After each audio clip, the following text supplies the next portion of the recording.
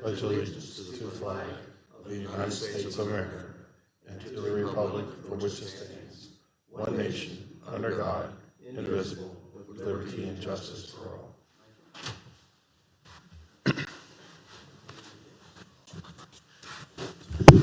I'd like to call the I'd like to call the Washington County Board of County Commissioners July 24th, 2018 meeting to order. With that, I'd like to ask for the approval of the July 10th, 2018 minutes. So moved. Second. We have a motion and a second. Any further discussion?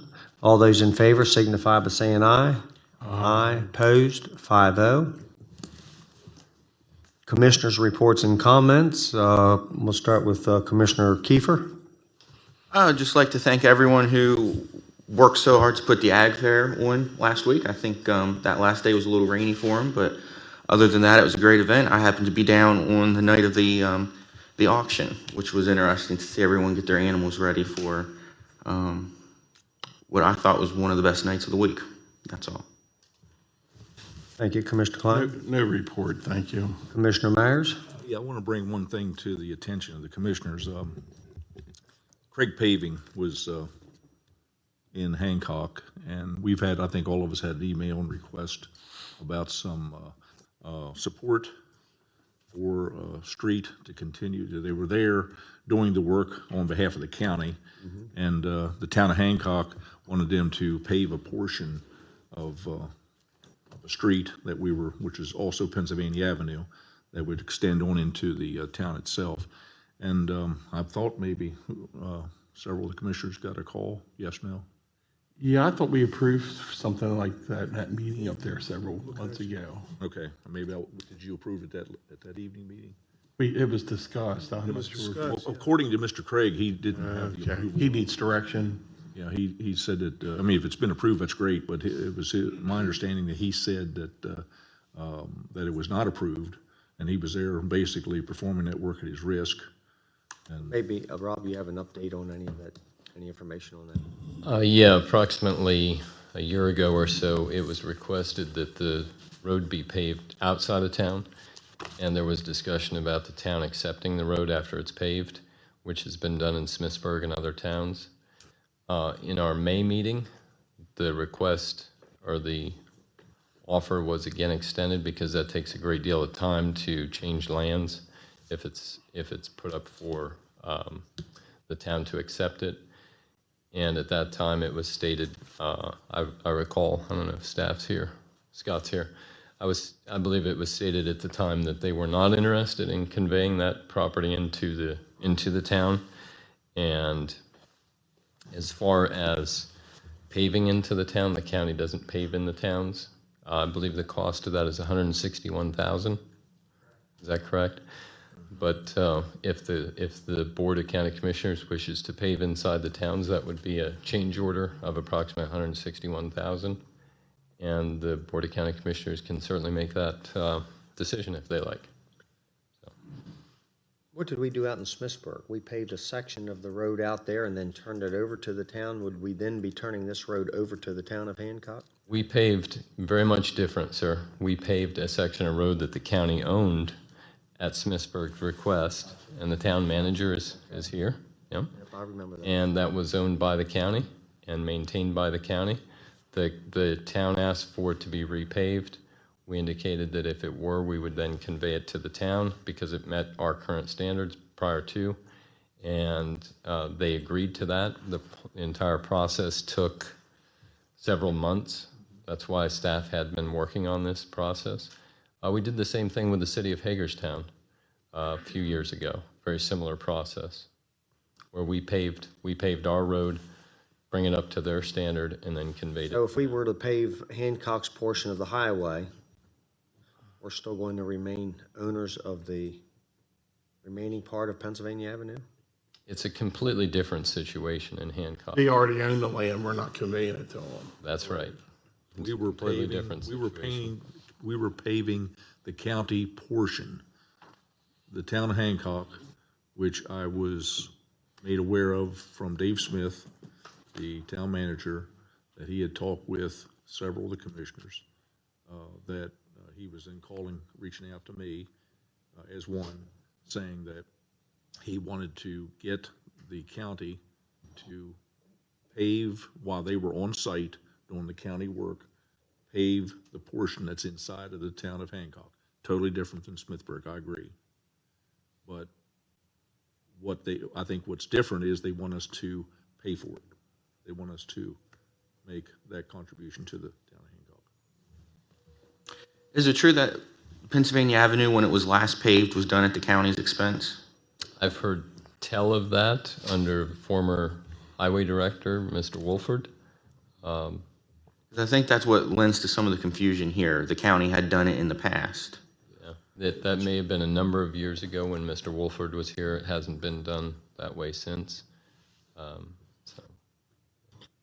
So if we do this, will the other 8 towns want similar requests?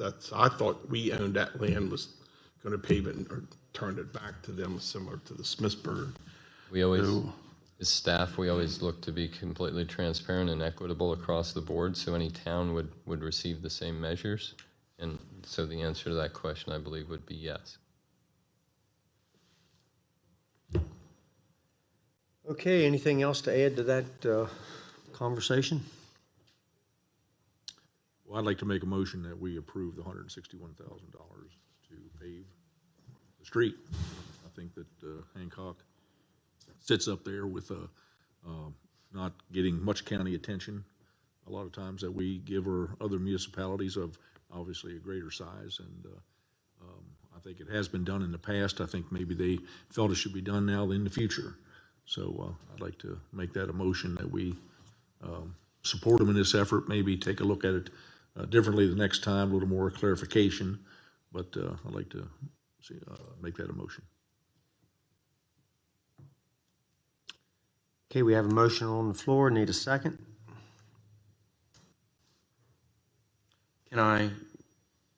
Would I be allowed to ask for a slight revision to that? Sure.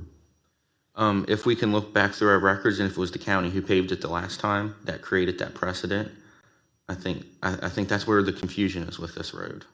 So if that was the case, if the county paved it the last time, as I'm told, then I think that would stand to reason that, but it would also be contingent upon Hancock taking the portion that the county owns that's in town limits, and they can continue to maintain that as well.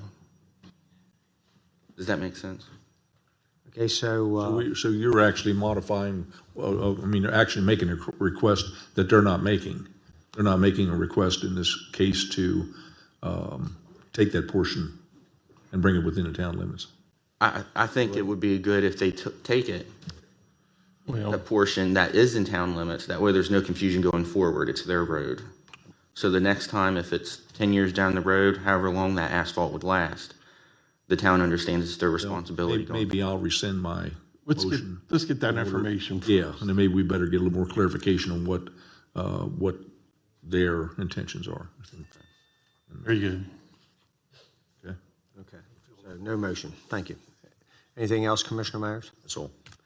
Commissioner Barr? No report this morning. Thank you. Okay, for myself, I'd just like to thank our staff. They provided us a wonderful tour last week of South County and all of the progress that we've made down there. And I think they've come a long way, still have a long way to go. So I just want to thank you and your staff for all of your efforts. And one of the most interesting things for me, I can't remember the name of the road there where you're going to have to put the new bridge in. And that's well on its way. And I happened to stand there and I was looking down at the work that was completed. And I happened to look over to the right and I saw what looked like just a stone archway, a little aqueduct or stone archway area over there. And I asked Mr. Hobbs or Mr. Slocum, I said, what is that over there? They said, well, that's the old road. So the old bridge is still there. So I thought that was pretty interesting. So the engineers of early years were quite the engineers. So thank you for giving us that tour last week. Okay, any other comments, questions, commissioners? Okay, reports from county staff. We have any staff in the chambers back there care to provide a report to the commissioners?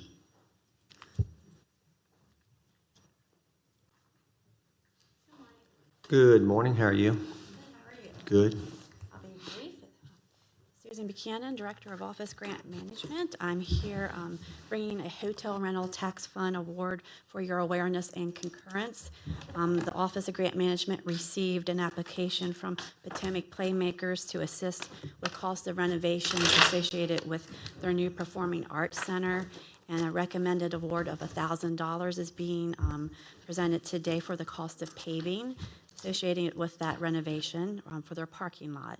The project does meet 4 out of 7 of the goals of the program, and they estimate that 1,000 people annually attend their events. There's no action taken that needs to be taken by the board today. It's just for your awareness and concurrence. Any questions? I do. Where's the address of that? I was somewhere the other day and I saw Potomac Playmakers. It And is the former Cedar Lawn Missionary Church, and I think it's like the 17,000 block of West Washington Street. Okay. As far as I can. I know I saw it somewhere and I can't remember where. So, okay, a motion to, It's for not the- necessary for a motion. okay, so you just, okay. Information. Thank you. Thank you. Okay, any other staff here today in the Chambers care to provide a report? Okay, Mr. Hovis, anything? Mr. Slocum, No, sir. attorney? Boards and commissions? No, sir. Oh, perfect. Okay, citizens' participation. We have any citizens here today to care to participate?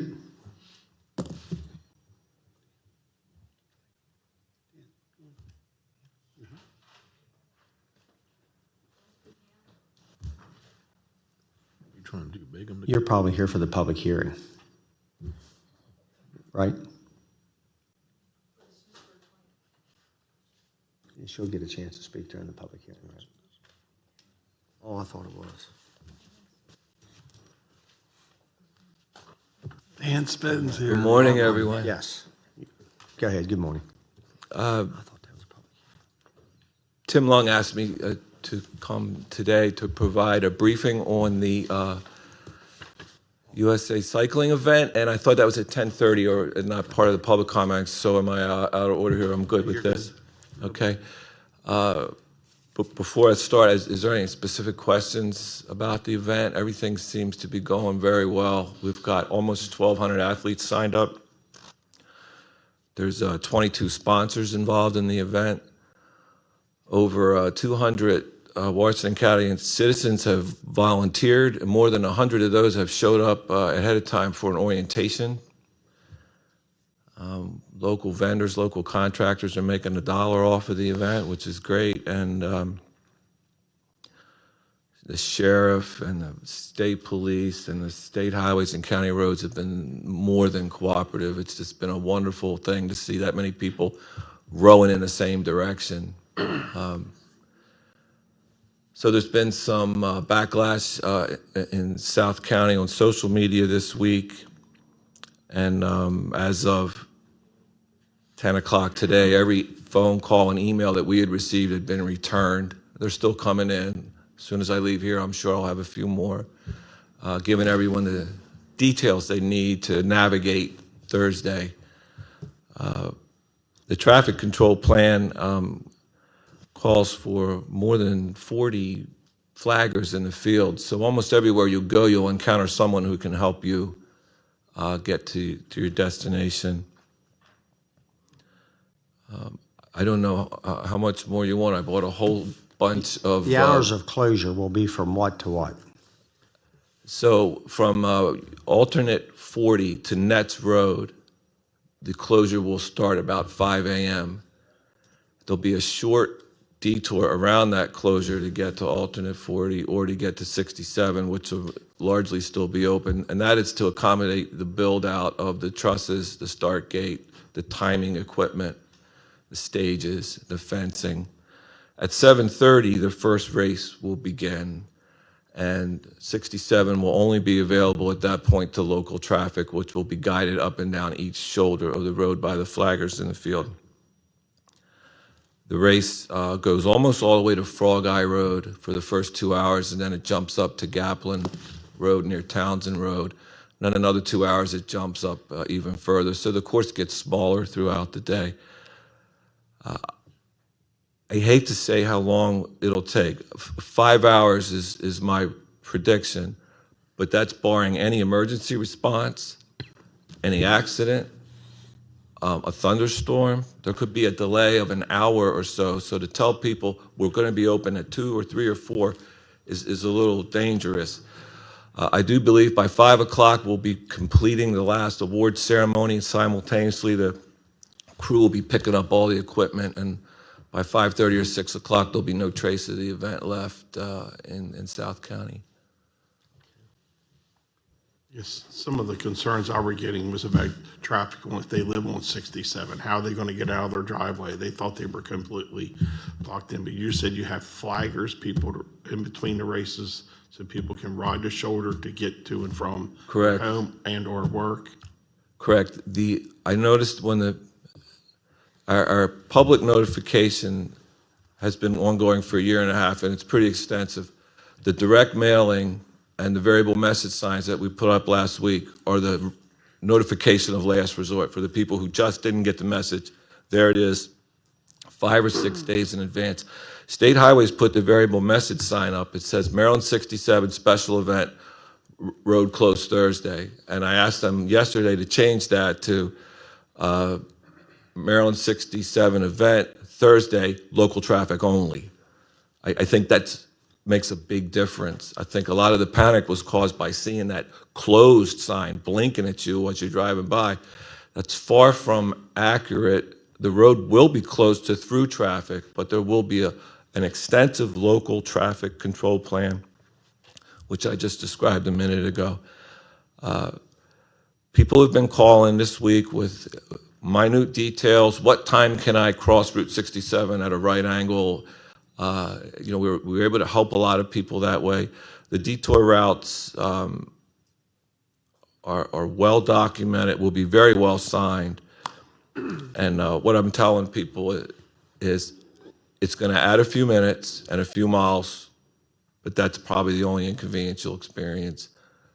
USPS, FedEx, UPS, they've all been notified. They're going to carry on their deliveries as usual. If the cable man shows up and needs to get to your house, he'll be directed to it. Again, he'll be delayed momentarily, but he'll get to where he's going. I think the biggest panic was that word closed on the variable message sign. I hope it changes today. And Dan, I know you've worked with our emergency services department to ensure public safety is assured. Yeah, we'll have a command center at the Park and Ride next to Thompson's Gas in Boonesboro. And even our traffic control company will be there with communications to their people. The firehouse down there near Gaplin Road, they're involved in the event. They're pulling their resources out of there so that they're more quickly mobilized. The standing order for everyone involved is that in an event of emergency response, the race is suspended until the response is complete. So if there's a trouble breathing or a heart attack call, race is suspended until our professionals do their job, and then we'll resume. There'll be more medics and more rescue and police personnel in that area than on any normal day. There'll be 8 state troopers helping to man the intersections. Some county sheriffs and our emergency management team will be on site all day. Okay, any other questions for Mr. Spedden? Thank you very All right, much. thanks. Do we have any other citizens here today that would care to participate? Yes, ma'am.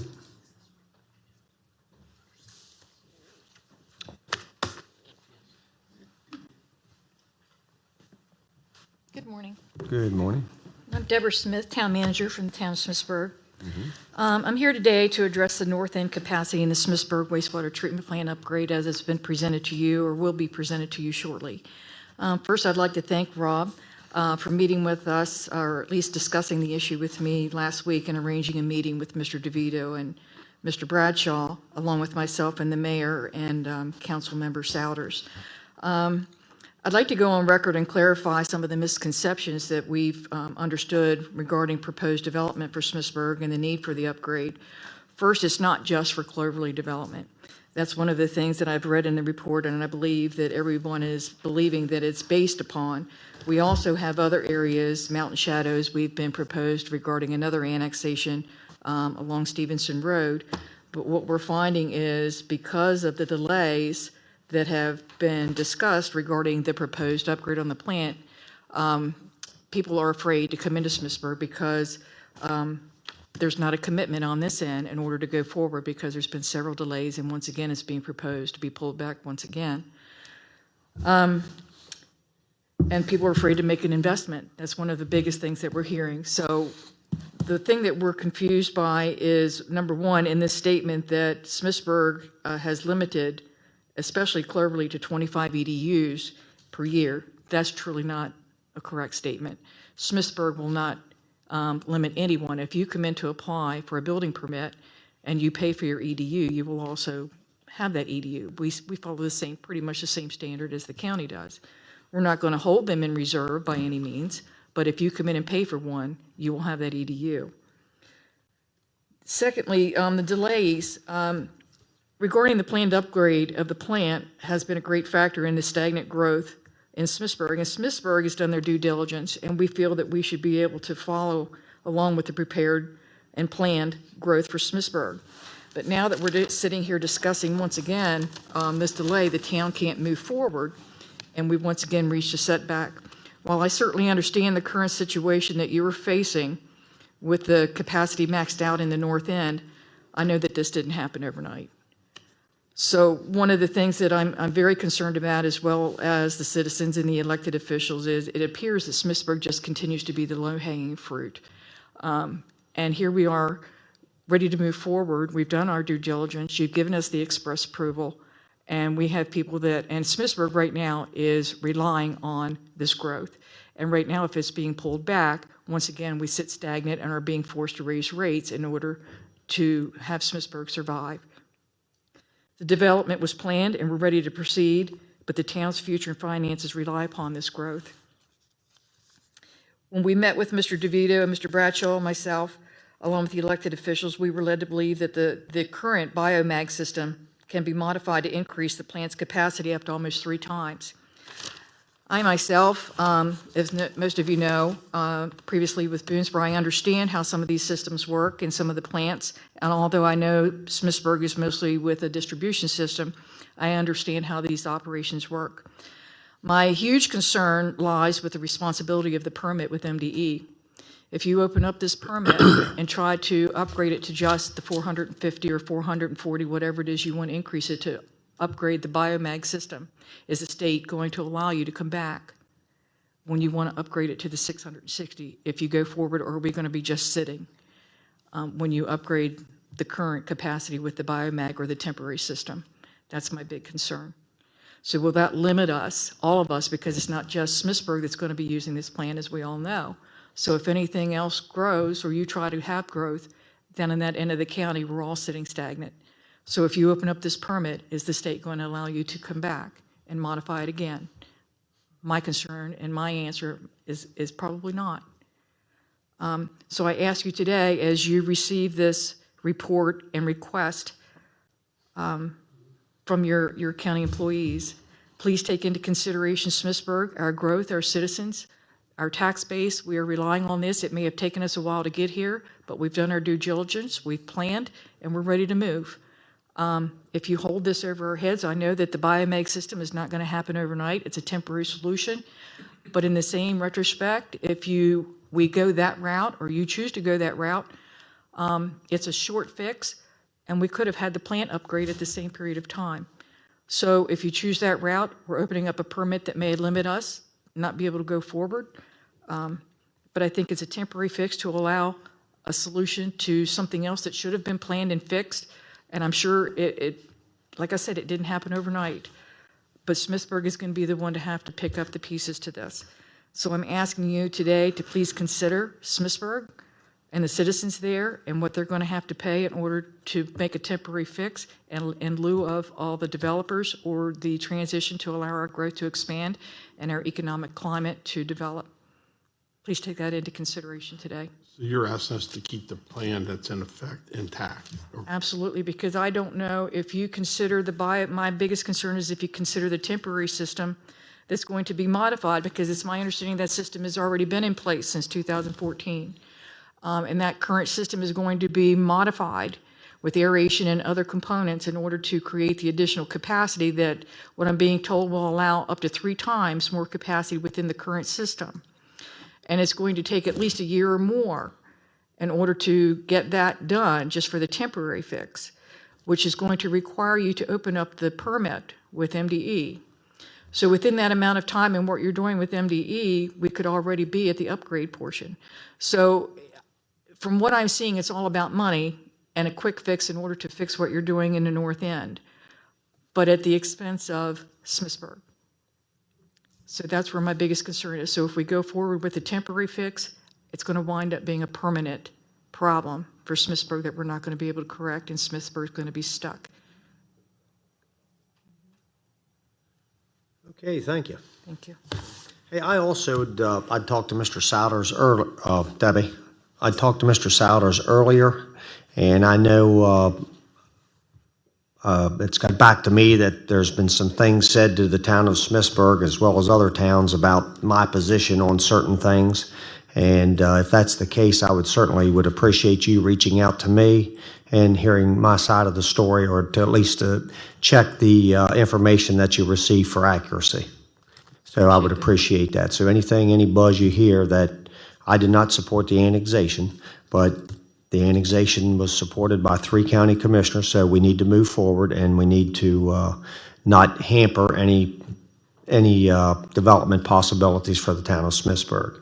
So if there's any buzz out there on I said this or I said that or I'm doing this, I would really appreciate if you would get back in touch with me to at least hear my side of the story.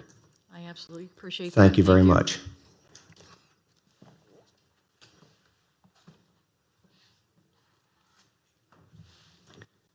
Yes, sir. This is citizens' participation, not delegates. Hopefully I'm just kidding. I'm just kidding. Thank you, gentlemen. Once again, I'm here to present the 90-day report to you all, the commissioners of Washington County. Now that the 2018 session of the General Assembly has passed, I wanted to share with you, the elected body, a report from one of your legislators representing the county of Washington County and District 1C. The Department of Legislative Services each year creates a 90-day report, a review of the legislation session for the President of the Senate, the Honorable Mike Miller, as well as Speaker of the House, the Honorable Mike Bush, and the members of the General Assembly. You all are as equally important to me, and therefore I have created a similar report for District 1C. This 90-day report contains the status of legislation of the 105 bills either sponsored or co-sponsored by myself as one of your representatives in Annapolis. Each week during the 90-day session, I post my votes from the floor to include every third reader taken by me. I've enclosed in this report how I voted, the results of each bill.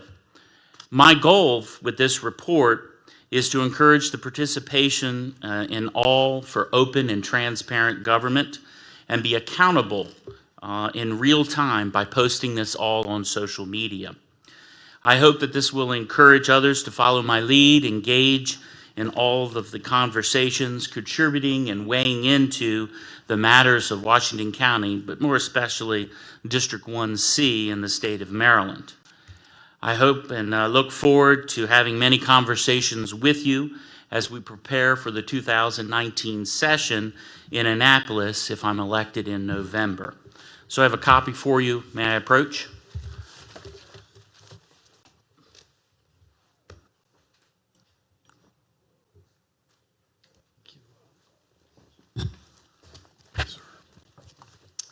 Thank you there, August.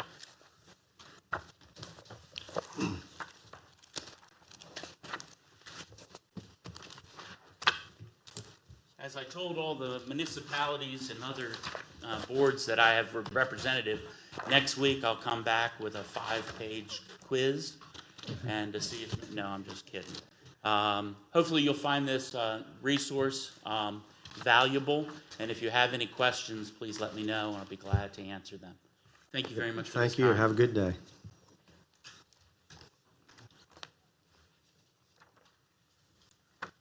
Okay, any other citizens here today care to provide a report to the commissioners? Okay, that concludes citizens' participation. Conicajig Treatment Plant and ENR upgrade, Mr. Bradshaw and Mr. DeVito. Oh, you're not coming up? Okay.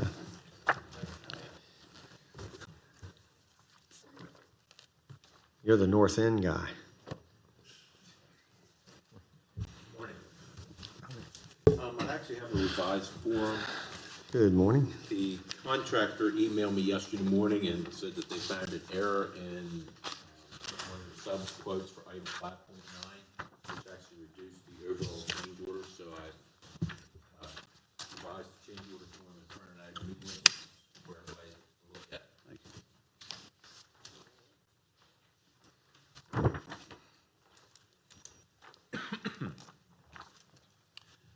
Again, good morning.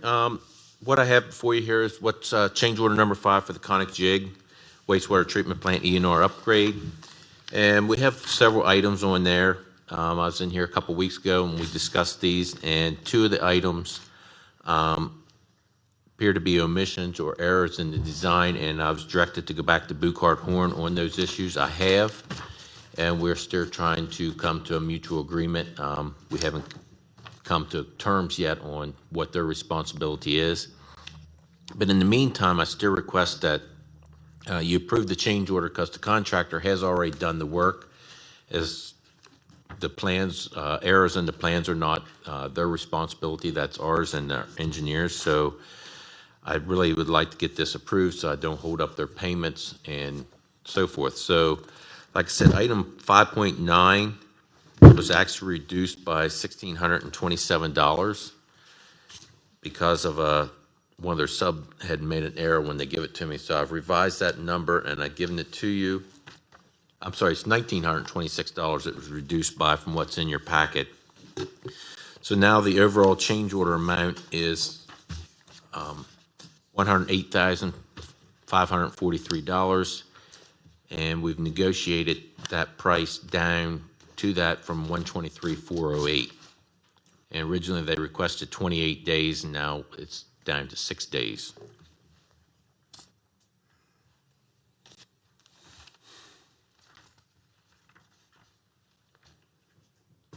Any questions, commissioners?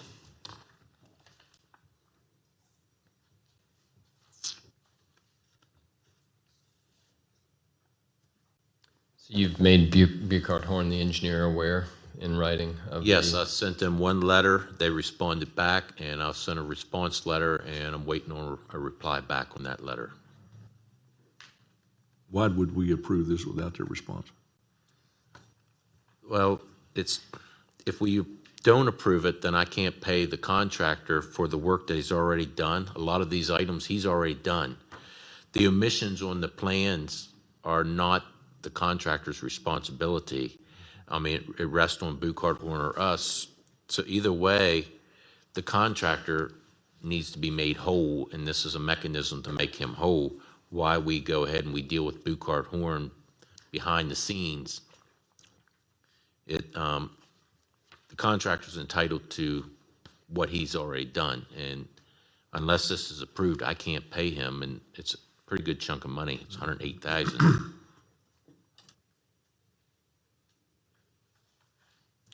Okay, but you have determined that this is not something that the contractor's asking for. It's all something the engineer did not prepare properly. There are 2 other items. The explosion-proof heater and the headworks, the engineer had spec'd out a heater.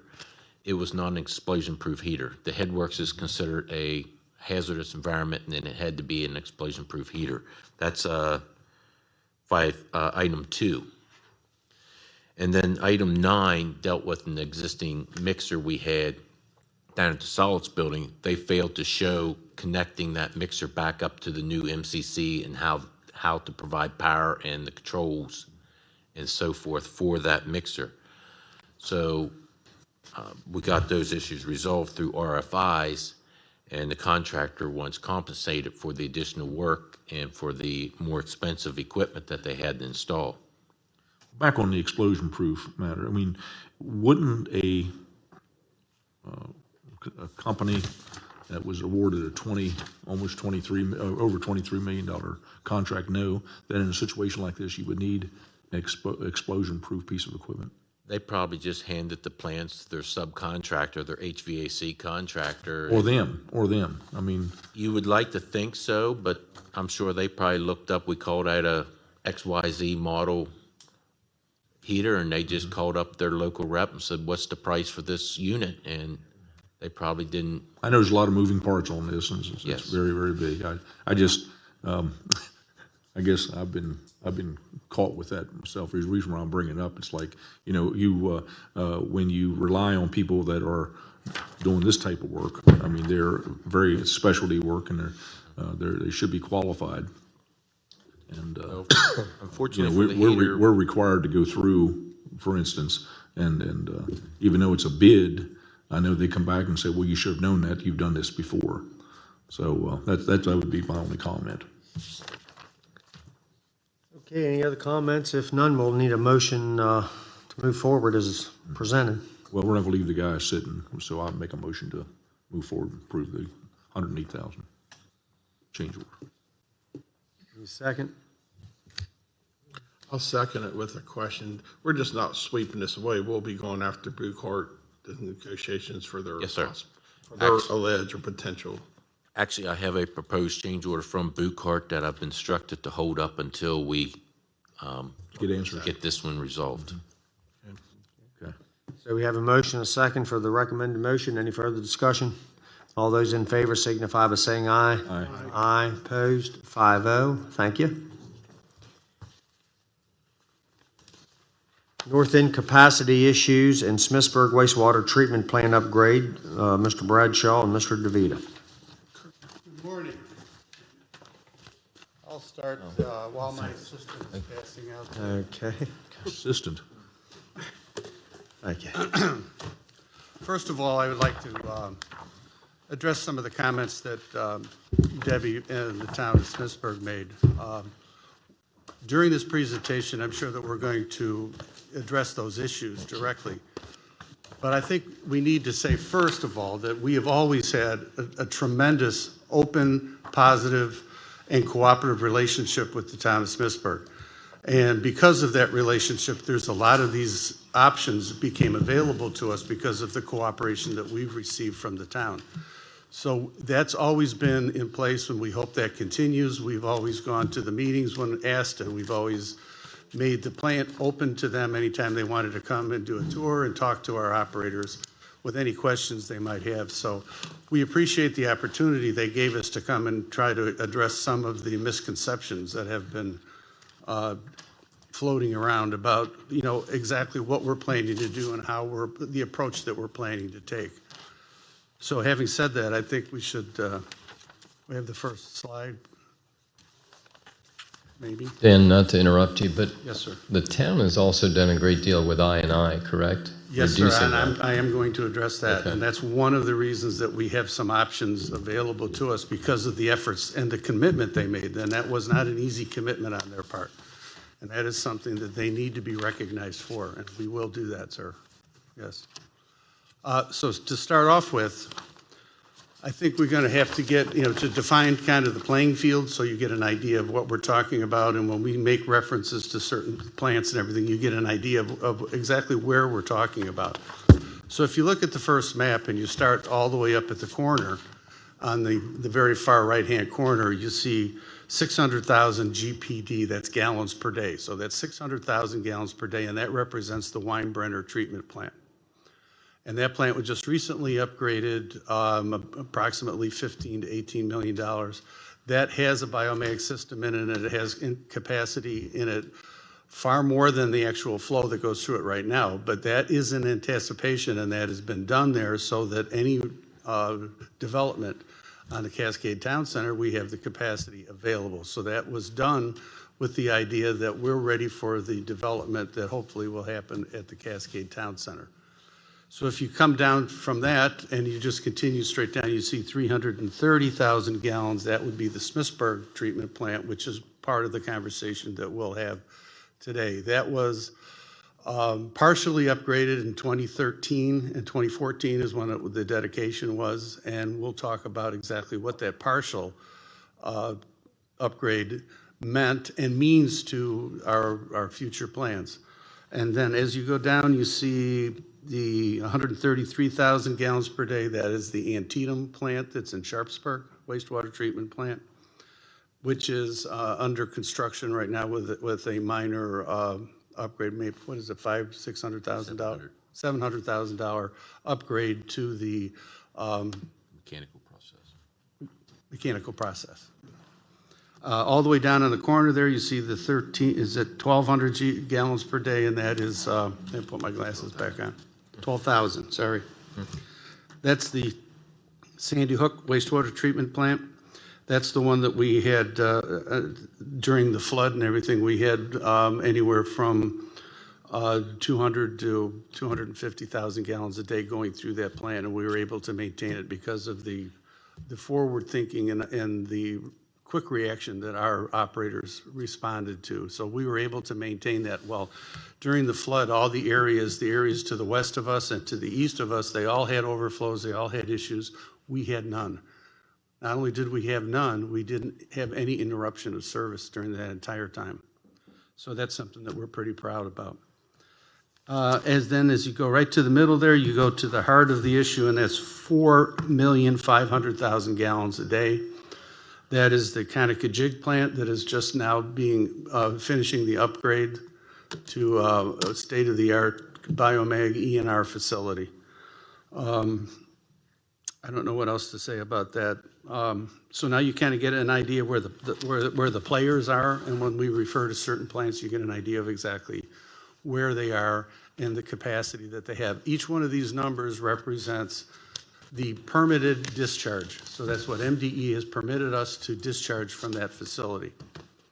So as we focus in now on the Conococheague plant, and recently, because the upturn in the economy, gratefully the upturn in the economy, there's been a great deal of interest in the north end. And EDC has received several requests for inquiries about availability, what kind of services are available on the north end. We all know about the Trammell Crow project that is proposed to go onto the north end, the extension of Creighton Boulevard. All of this creates an awful lot of interest in the area. And as charged by our administration, we were instructed to evaluate all of the current and alternative plans to everything that we do, and to make sure that we address the current and future capacity issues, and to make sure that we identify all the efficiencies and the cost-saving provisions that we possibly can. So that's why we started to look at the north end, because of the interest in the north end and everything that do we need to look at and reevaluate our capacity management plan that is in place for the north end. And with that, I will turn it over to Mr. Bradshaw, and he'll be able to explain a little bit in more detail what the north end is all about. Okay, on your second map, you'll see we have multiple pump stations in the north end, starting up along state line with Citicorp, which then flows into Airport, which flows into Farm Lane, and which flows into Route 11, and ultimately goes into the city's collection system. And then we got Morgansville and Morgans Meadows on the other side of the interstate that also flows into the city's collection system. Over the years, we have sold allocation up there to different customers, mainly the commercial ones, and we have oversold our allocation. If you look at the table on the bottom left-hand corner, you'll see the actual flow numbers are listed there for the pump station, design numbers listed, and the allocated flow, that is what's actually been sold or permitted. And then we broke it down into percent of design capacity. That's based on the allocated flow, and then the percent of capacity of the actual flow. And if you take a look at the percent of design, we've oversold capacity to pretty much every station there is. But if you actually look at the actual flows, right now, some of the large commercial entities are not generating as much flow as they used to. So those numbers are down considerably. And the Morgan's Meadow station has issues. It's over capacity right now. So what the alternative is to build a new regional station up there that will take the flow from Morgan's Meadows, Morgansville, City Corp, Airport, Showwater, and Farm Lane, and bring all that flow into one pump station. Then that pump station will have a pipe that will run clear down to the Conicajig wastewater plant instead of going into the city. To do that, we've talked to the city because currently it's going to affect them. And in the short term, they're fine with that because they understand there's going to be a loss of revenue because these customers now will become our customers and become our full service people, and they will lose that revenue. But in the long term, they see it as an opportunity to sell that allocation to somebody else, and then they will recoup their revenue use that way too. The advantages of the pump station is we take the flow, they become our customers. We now increased our customer base by approximately 17%. And the revenue is going to be between $1 million and $1.3 million of revenue that we will now collect. I have talked to the property owners that are involved in this, and they are all willing participants. So it looks like it would definitely be a viable project. So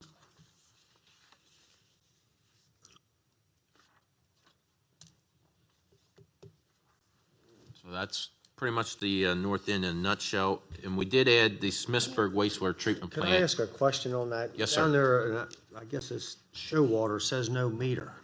Yes. Why would there be no meter on Showwater Road? That pump station was put in as a temporary pump station just to take some of the pressure, because that green area designated for show water used to flow underneath the interstate and go into Morgansville pump station. So we put in a package grinder pump unit there to alleviate some of the flow that was going into Morgansville. Because if you look, Morgansville is currently at 116%. And that's with the show water flows not going to it. So the show water package plant was just built as a temporary facility until the capacity management plan built the big station. And then at that time, the show water station will be abolished and done away with. So we didn't put a flow meter in at that time, since it was temporary. And it flows into Farm Lane, right? Yes. Yeah, When it flows into Farm Lane, that's where we pick up what the flow is. So it's not metered at Showalter, but it does flow into Farm Lane, and that's where we pick up how much capacity or how much flow is coming from there. I have a question too. When we do this flow transfer into the county from the city, will we need a contract to allow We to do will that? have to have a discussion with the city, because in the past, we had a similar agreement on the Sharpsburg Pike, and that flow used to go into the city too. When we took it back, we did an amendment to the JSA agreement. So yes, we will have to talk to the city about an amendment.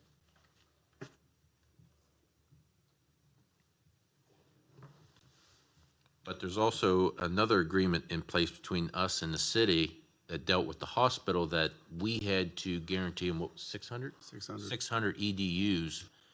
So by doing this, we are fulfilling that agreement too. So it has multiple benefits by doing this, because that agreement we have not fulfilled yet. By taking the north end, we will fulfill that flow agreement that was in place for the hospital. So we will be honoring our agreement at that time too. And it benefits the city, because as we take that flow from the city, it provides capacity for the city. So now they can develop areas where right now they can't. So there is a definite benefit to the city to allow us to take that flow from them. Maybe you said this before, what's the proposed pump station? How much will that reduce the various locations? The new pump station, if you look at your second drawing, it gets placed down there along Salem Avenue. No, sorry, Cedar Falls I Place. said, what will it reduce? It will take everything in the red, approximately 500,000 gallons of existing flows will now be redirected into the county's treatment plant. All right, as we talked last week, we know that the airport, where I guess it was Fairchild, what do you want to call it? I forget. They have how many EDUs? 101. 101, they're using 5? Approximately, yes. Yeah, and so all this in consideration obviously is on this chart. I mean, meaning, I'm sorry, all of the allocated flow is represented here.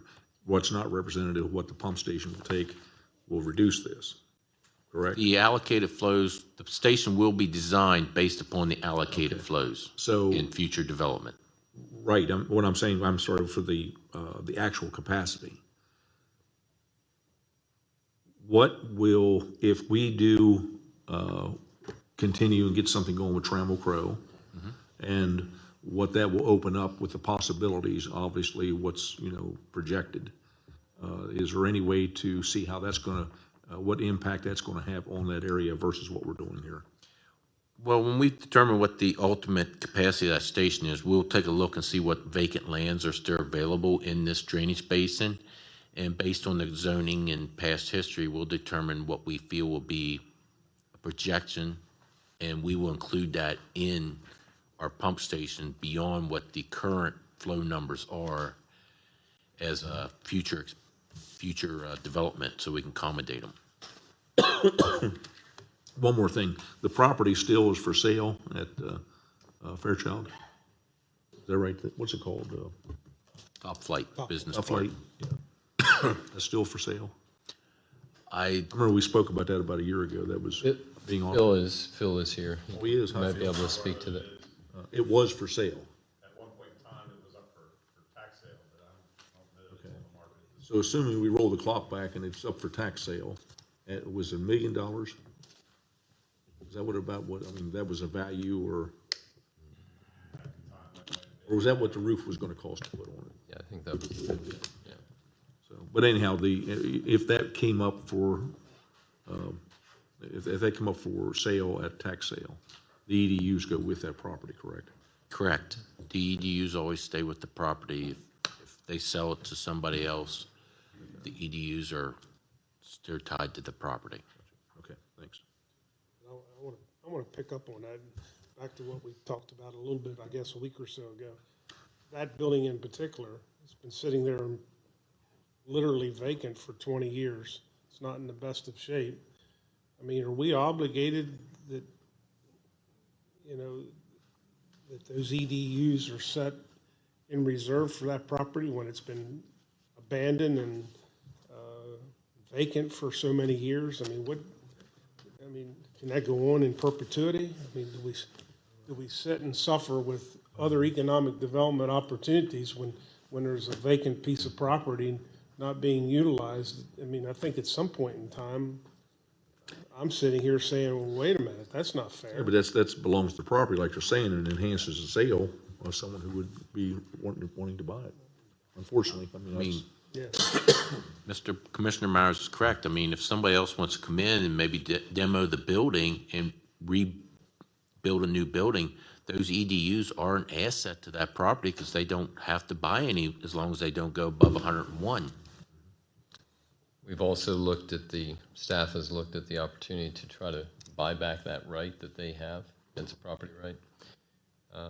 And because of the joint service agreement, or JSA as it was called before, the city is not open or amenable to that approach in this case. They currently have no policies in place to allow that to occur, and it would create an imbalance between the water and the sewer allocation.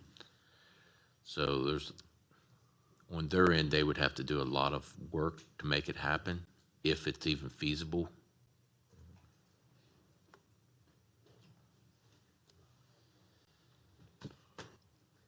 Anything else? So then I guess that brings us to Smithsburg. So back in 2013, There was some changes in MDE's requirements for ammonia, and the Smithsburg treatment plant was scheduled for an upgrade, and I don't remember the exact time frame, but it was somewhere around 2013 or 14 or 15 when the entire upgrade to .6 was to take place. And in 2013, we had some issues with the ammonia levels, and the ammonia levels, especially during the winter months, were climbing into areas that were putting the plant into non-compliance. So we had to respond to that, and one of the responses to that was to look at the overall upgrade plan. And part of the plan, the total upgrade plan, was always to upgrade and to utilize a biomag system in the eventual upgrade of the plant. So we looked at it, and our engineers recommended that we take just that biomag section and do that. And because of what the biomag and the technology that is involved in the biomag system, what it allows us to do is it allows us to maintain nitrification during those winter months and keeps us into compliance. So at that time, we spent $1.2 million in 2013 to upgrade the plant and institute the biomag system. Now, there's two reasons that most people consider biomag. One of them is the fact that you can do this, the technology that allows for better nitrification during the winter months when the temperature is lower. But there's also a huge advantage to be able to increase the capacity of the plant in the current configuration without having to expand the tankage, which is probably the most costly part of the upgrade, is to add tanks and to add additional tanks. When we did the upgrade in 2013, and it was dedicated in 2014 and completed, and has been in compliance since with ammonia levels, so it definitely addressed the issue that we were trying to address. Prior to the introduction of biomag, the permitted discharge from that plant was 330,000. After the institution of the biomag and the coming online of that technology, it was still 330,000 because it was a phased approach. We were going to wait. The capacity issue was going to be dealt with and with the original and the entire upgrade. So when this issue came up, and with the charge of our administrator saying that now we want you to go back and look at everything, one of the things that we revisited was we never really took into consideration what can we get out of the biomag in terms of capacity. So at that point, what we did was we asked the engineers, okay, let's go back and let's look at this from a phased approach. We're still on track, and the plan is still to upgrade the plant to .6. And I want to make that clear. Everybody, there's been a lot of conversations that we're never going to finally do the upgrade, or the upgrade is coming off the table. That's never been considered. The upgrade to the plant to .6 is still part of our overall project. It's still in the CIP. It still exists in our comprehensive plan. It still exists in the Smithsburg Town's comprehensive plan. So, but what we thought that we could do is that maybe looking at some efficiencies, can we get the most out of what we already have before we start addressing and start to investing additional monies? What the engineers came back with is that by adding some aeration, as Debbie referred to, by adding some aeration and some other minor adjustments that we can make to the plant, we can actually go from 330,000 gallons to at least 400 and most likely 450,000 gallons. So that's what they're doing right now. We've instructed them, and Mark has told them to go back to their little desks and sharpen their pencils and come up with a better idea. And how much can we actually do? What is it actually going to cost us to do? And I'll let Mark explain exactly what does that mean for the overall plan for Smithsburg. What does that mean for how do we address the capacity issues, and how do we address those people that are trying to develop the area in Smithsburg? We believe that this is an answer and a phased approach. Mark. As Dan said, our engineers feel definitely that we can go to 404 or 450,000. At 400,000, we are adding an additional 350 EDUs of capacity, and at 450, it's 600 EDUs capacity. So you couple that with what's available now, which is 161. At 400,000, we'll have a total of 511 EDUs available, and at 450,000, we'll have 761 EDUs available. You take a look and see what the immediate needs are for the town. The town currently has 138 approved vacant lots, such as the Mountain Shadows development. That would be included in that 138. And we met with Mr. Cross, and the Cloverleaf development is proposing 250 EDUs. So the immediate need would be 388 EDUs, and we're providing somewhere between 511 and 761 EDUs. So if we take the difference, they will have, after the need, we will have a balance of 123 to 373 EDUs available to accommodate other in-lot development or other small projects. And we can do this interim upgrade somewhere between $300,000 and $500,000. So we can expand the plant to accommodate the future need, whereas the capacity upgrade to go to 0.6 is $14.5 million.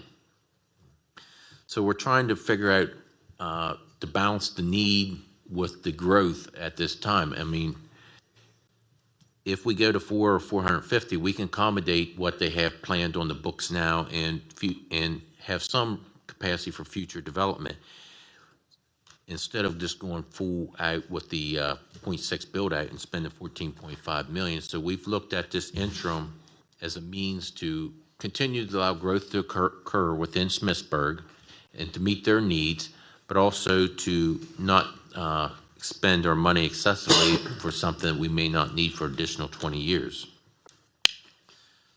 So that's what the interim upgrade consists of. So for an immediate need, you mentioned, I think, 388 EDUs? Yes, that would be the current At a vacant. cost of, what would the cost be? With the interim upgrade, somewhere between $300,000 and $500,000.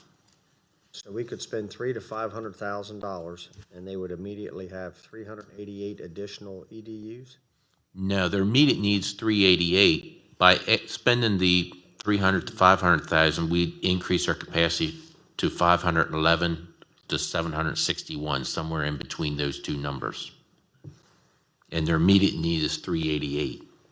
Okay, so by increasing, you said to 511 to 500 over that, so immediate, give me a time frame. Immediate means tomorrow, 2 years, 5 years?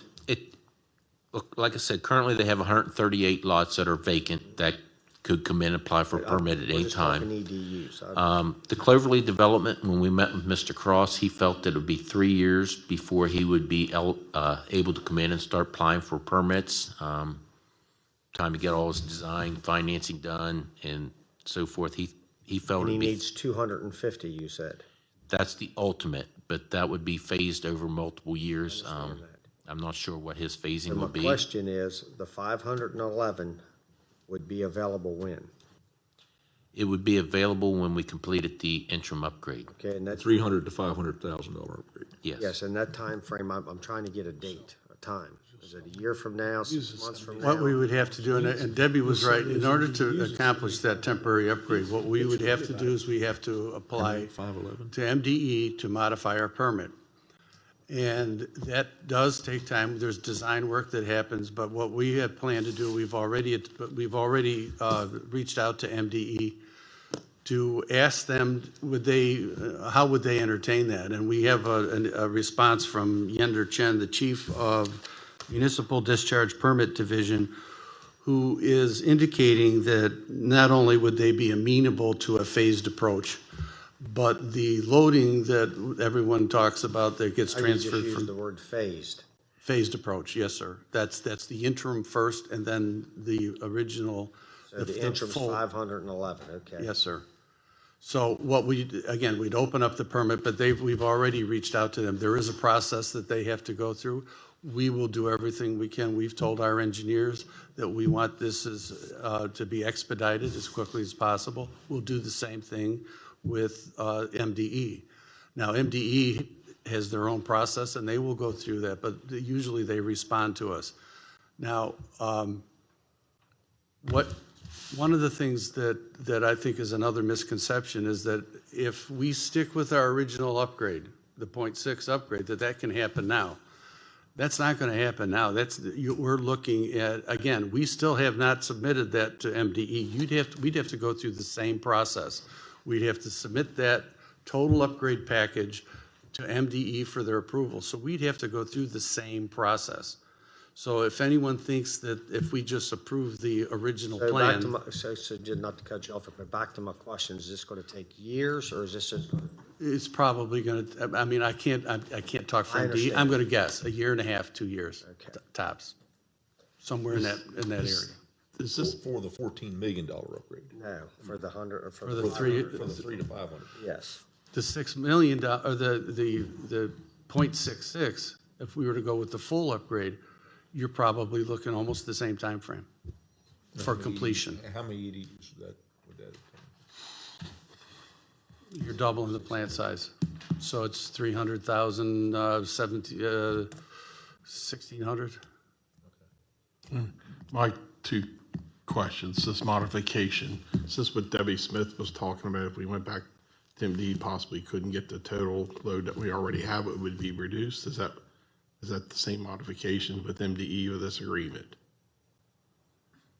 You mentioned that we went back and remodified this agreement. Yes, sir. We possibly could lose some capacity under the new rules. I don't see how, but I mean, we had opened the permit, with the request that we increase. Okay, my other I question mean, and is, so if they were to come back and reevaluate and tell us that, all right, not only are we not going to grant your increase, your request to increase, but we're going to reduce what you have. I just want to be sure. My other thought or comment is, you're saying there could be extra capacity for Smithsburg. What is I think I was talking to Mr. Slocum, there's certain rules on the type of funding source capacity could be transferred. Are we going to be able to take any extra capacity that's ever potentially at Smithsburg and transfer the load back to Conicajig for other development throughout the county? And that's why I think it's important that we are having long-term planning and have these EDUs ready in place. But there's restrictions on the funding source. So would you like to explain that? Yeah, I can explain and Mr. Murray's here. He was part of this. He's very knowledgeable about this this organization that was set up with MDE. Apparently, Mr. DeVito, Mr. Bradshaw are also well aware of it. In the day that the 600,000 gallon per day plant, which I want to remind you, once you go over 500,000 gallons per day, you're now into an ENR plant. So you could speak to what that means, but basically it means more regulation and more restriction. It means a more expensive plant. So that's what we're seeing up in Weinbrenner today. We're getting about 100,000 gallons at Weinbrenner today, about 500,000 gallons under capacity. If Cascade takes off, it'll certainly all be well worth it. At Smithsburg, we go up to 600 over 600, as Mr. DeVito has mentioned. That is going to be a significant additional expense. What would have happened back then, and still could happen if the board so chooses to go that way, you can take Smithsburg at $14.5 million. You can go to up over 600,000 gallons, whereas you may need, in the 20 to 30 year time frame, you may need well under 500. And with that scenario, you could then transfer additional load or nitrogen reduction back to Conicajig. So yes, you would get at Conicajig. So we've modeled that to see when would we actually in the growth area for Conicajig need that, and the numbers come out to be somewhere between 35 to 50 years. So 35 to 50 years in the future, you may need that. The question then becomes the treatment plant that's out there at Conicajig. Did we upgrade that plant? Did we just spend $42 million to upgrade that plant for capacity reasons, or was that plant upgraded for load reduction reasons? Load reduction, it's considered a major, so therefore it had to go to E&R standards. Okay, thank you very much. So it's a major, which means a major is over 500,000 gallons. That's what we're trying to say, and I cannot applaud staff enough for taking an open-minded approach to this without an answer being given. We were not driving toward an answer other than the best answer to provide the Board of County Commissioners the decisions, the information to make the most appropriate decisions. The citizens have been in saying they don't want increased rate increases. Staff has been listening to you and the citizens and saying how can we most cost effectively provide services, yet keep the town of Smithsburg and its aspirations to develop open, yet keep the north end and its aspirations to develop open. That's what we've done. And from everything that we can tell, there's always some risk to this. I wouldn't say there's none, but from everything that we can tell, we all owe a great deal of applause to Mr. DeVito and Mr. Bradshaw for bringing this to our attention and perhaps saving up to $14 million. And I will repeat that because I'm pretty darn proud of it, up to $14 million. And that just starts because if you don't go up to a 500,000 gallon per day system, that saves additional costs too. So when we want to talk about operating efficiently for the citizens and for the board, I think this is an example where we take that. I'm not saying everything is entirely accurate and this is a no-brainer. I'm saying you have to make that decision based on the information given. Thank you. And I think I have to reiterate one more time that one of the reasons that we have this option was the fact that the town took that initiative to fix their infrastructure, to work on the piping and the collection system and the pump stations that they did. When the original plan for the Smithsburg upgrade was considered and the design work was done, the flows going through that plant was somewhere around 280 to 290,000 gallons. Because of their efforts, our average flow in 2017 was 175,000 gallons. So the difference between that two provides extra capacity that now is available to them for the development. So that diligence on their part provided a little bit of cushion for us to be able to add to it with this interim step and still meet all the capacity needs. And when it's asked, which is an excellent question, anytime the permit's open, there is an evaluation. I think what Dan just said is when the permit is then opened and that it's seen that the I&I is significantly less, I would believe that's only going to reinforce the fact that this is the best approach. So. Okay, anything else to add? No, sir. Any other questions, County Commissioners? Just information. Thank you and keep up the great work, and we really appreciate the information.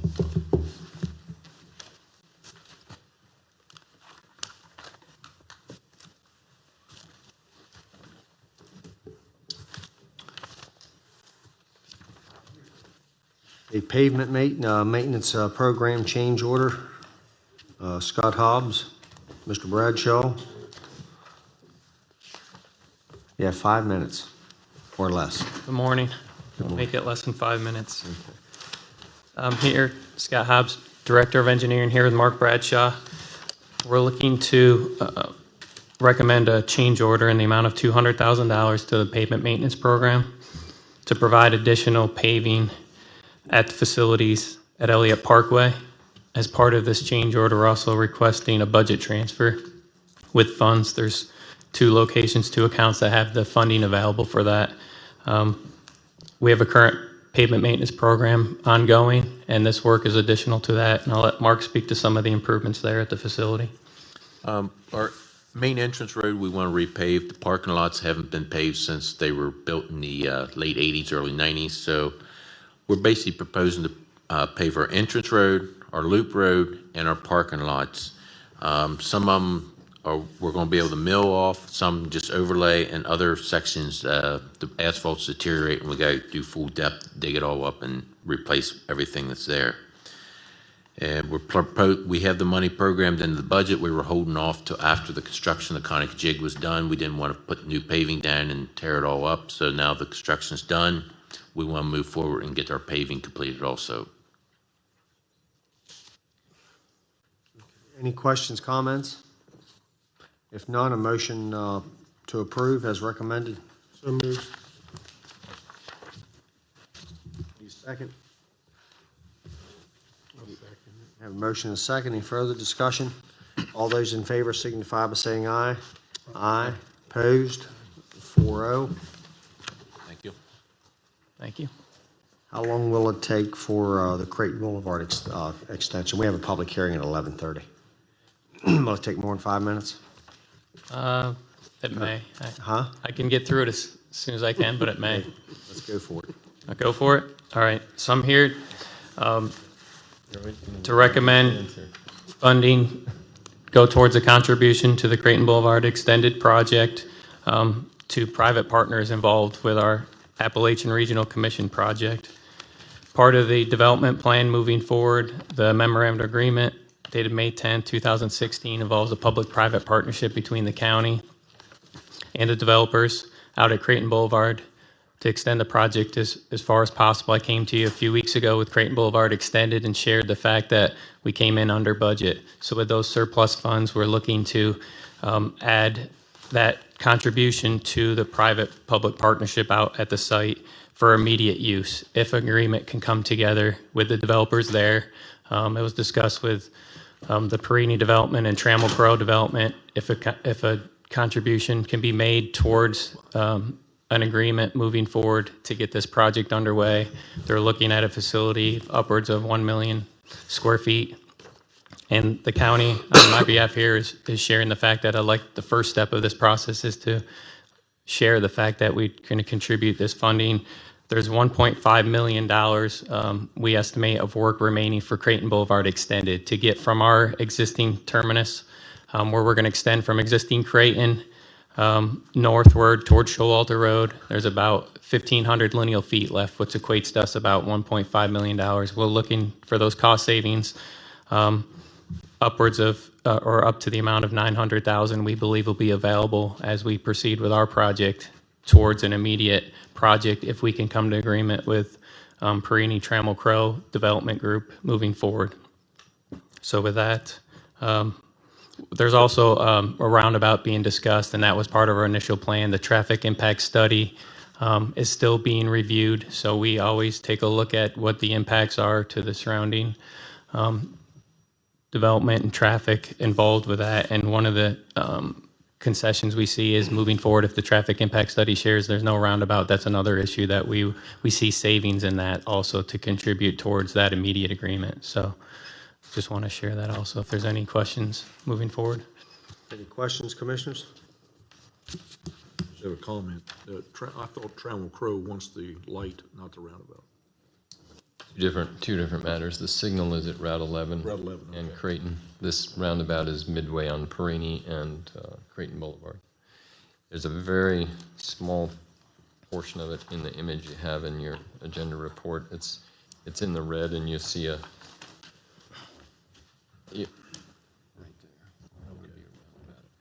So it's approximated. Jason is here. Mr. Divalbus is here, and. Obviously, their motive is to reduce their cost. If the traffic study shows that a roundabout is not necessary, yet can provide adequate level of service, then the county staff is amenable to making that adjustment, which would be a cost savings.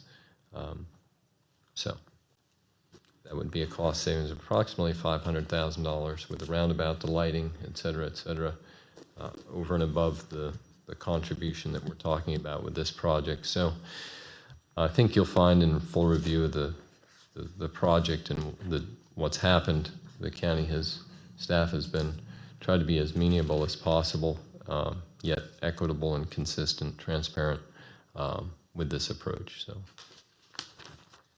Okay, any other comments or questions? If none, need a motion to move forward as presented.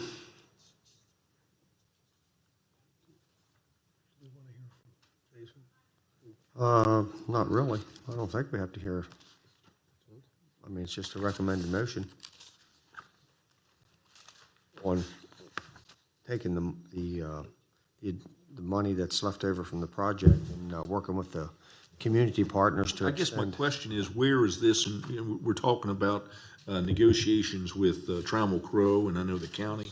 I know there's been meetings being held with Mr. Dowell-Bliss, and who represents Perini and the county. Do we have all the information of where we're at up to date? You're talking about negotiations, and we have $900,000 to put towards the project, which includes the 5. I mean, where are things at? I mean, that's That's a good.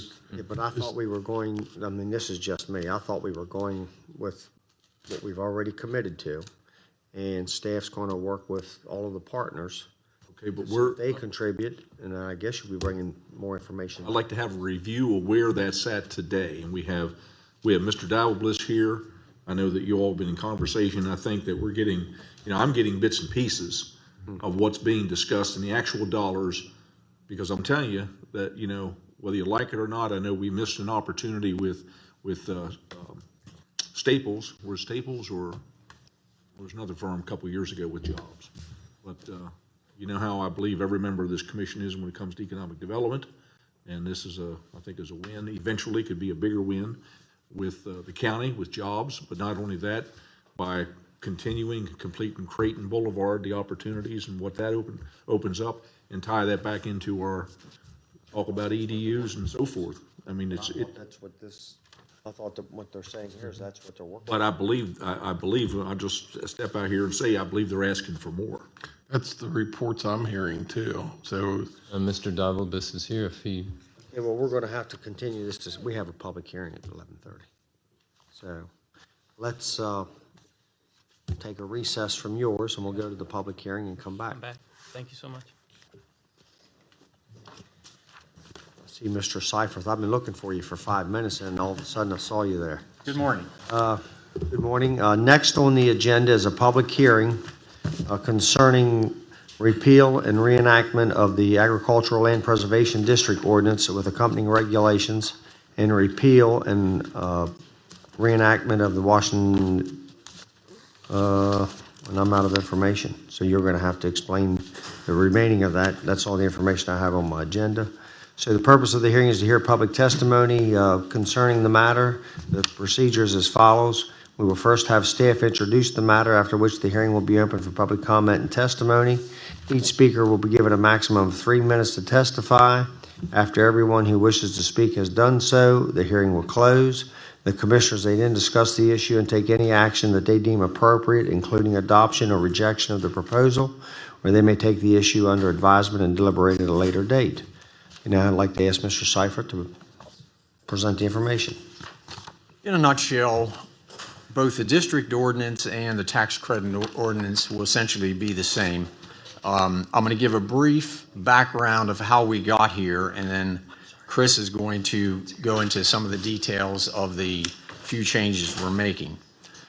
Go back almost 3 decades, the county commissioners had directed a 33-member blue ribbon panel to jazz up the land preservation program. And one of the options they came up with was to modify the Maryland Ag Land Preservation 5-year ag district to a 10-year district and exchange the landowners by committing to ag use only for a period of 10 years, would pay no county property tax on their farm land, not on their farm buildings. They would save up to $711 on their house, and that house credit would double for the permanent easement. So it's been a very successful program. We have about 168 properties. We provide $415,000 a year in tax relief. It's in the form of taxes not paid on their property tax bill. So in that time, we have the initial 10-year districts were proposed to renew in 5-year increments. And we have done that for a while, but we need to get back to that by recording in the land records the subsequent 5-year period. So we have some housekeeping along with these changes in the ordinance. So in this time of the 3 decades since we started, we're actually dealing with grandchildren of some of the original district owners. We've had 11 calls from property owners And while we are not permitted to convey what they said, the general tone is they have been very, very appreciative of the commissioners providing this program at a time when the farm economy especially is hurting. So with that, I'm going to turn it over to Chris to talk about the specifics of what we're changing here. Morning. Basically, we kind of need to bring these up to date. First part is in the district ordinance and their associated regulations that go along with them. There needs to be just a simple clarification that both the Ag Advisory Board and the Planning Commission both, must review the district applications just to make sure they're congruent with both the site and the ag use, as well as complicit with a comprehensive plan. They make sense. So there's that. We have to clarify that only the original owners of the ag district agreements are entitled to take the lot rights, so the owner's lot, children's lots, things like that. And as well as we need to clarify that there is the new 5-district renewal clause, which is the old 5-district renewal clause. We're going to make sure that that's put into effect solidly with these ordinance updates. Additionally, there's an issue of congruency. Since we took over the ag districts from the state back in 2012, the old tax credit ordinance gives authority to the state law. We need that ordinance to get its authority from the tax credit or the ag district ordinance, because basically that state law is outdated now that we own the districts. So other than that, there's not much has changed. All the same regulations, all the same, the application process and what's required for a property to, be entered into an ag district. All that's the same. It's kind of more a bring to date and to clarify a few, minor issues between the two ordinances. Okay, anything else to add? Well, the recommended motion would be to approve both, but I guess that's later. Yeah. Okay, we will now open the hearing for public comment. Do we have anyone here today wishing to testify? Yes, sir. Please come forward. We'll just need your name and address, please. Yeah, no swearing in. Name is Jerry Ditto. My address is 14736 Ditto Road, Clear Spring, Maryland. I've been farming for 42 years and live on a farm that's been in our family since 1906. Just for the record, my land is not in ag preservation, nor is it in a tax credit district. I guess I may have been on this panel that Eric talked about. However, I've always had a concern about the 10-year district and the way it was handled. And now we've made some changes that I think are significant to the way it's going to be continued in the future, and some things that may happen with regard to making agriculture on that property a little bit tenuous. Excuse me, I have a sinus infection. Like I said, I've always been opposed to the 10-year period. I thought that was very long. A lot of things can happen in 10 years. It's longer than a presidential term. It's longer than your terms as county commissioners. Many zoning changes take place in 10 years. We were talking this morning about sewer. Changes in sewer piping, lines, capacities, influence development, may influence what happens to that particular farm that's in either the district or permanent easement. It's only been 13 years since we had a major rezoning of, of the agricultural lands in Morrison County. And since then, we've had an urban growth area rezoning, at least one or more comp plan reviews, and countless individual parcels of rezoning around many developed areas and farmland. I think there's good reason to have at least an initial shorter period for a commitment that may last up to 10 years, but at least an initial commitment that would give the opportunity for estates to be settled, mitigation with regard to zoning that would influence the farmland, and surrounding development, which continues to occur in many areas. We could conceivably have complaints from neighbors that we couldn't mitigate without maybe selling the farm or moving to another location. We may even have complaints from agricultural entities and districts, and because of the activities that they're now engaged in. Example would be our wineries that have many promotional events that bring in a lot of people, and some of those people may think that agriculture is something different than what it really is. Their conception may be about 100 years ago and not the way we operate agriculture today. We could conceivably have complaints about traffic, spraying, manure odors. We've been down that road before. And just for the record, I'd like to point out, by the definition of our wineries, and farm breweries, it appears to be at least my opinion, that they may be operating outside their definition in the zoning. They're entitled to have occasional promotional events. However, when you look at the word occasional, it's frequent, infrequent, from time to time. Further research that occasional means several times a year. Some of our farm wineries and breweries have events 4 times a week. So I think a lot can happen that would affect a normal farm in an ag district that could go on for 10 years. So my proposal would be a 10-year district, but with the option to exit in 5 years with a mandatory renewal if you didn't exit. Go over that again. Okay. Currently, it's a 10-year program. Renewed, and our amendment wants to renew for a 5-year period and consecutive 5-year periods. My proposal would be to have a 10-year district with the ability to exit in 5 years. If you didn't exit, it was automatically and mandatory renewed for another 5. That gets you 10. And then at the end of the 10, again, you'd have the option to exit or a mandatory renewal of 5. It gives the opportunity to get out if there's an extenuating circumstance that's going to affect a particular property. A particular property that doesn't have an easement sold probably, but a particular property that may be in conflict with its surrounding community, so to speak. So that would be my proposal with regard to this. And like I said, I never was totally thrilled with a 10-year period with no option to exit. And I think Eric indicated, or Mr. Boggs indicated, that it was originally based on a 5-year program, and our county extended it to 10.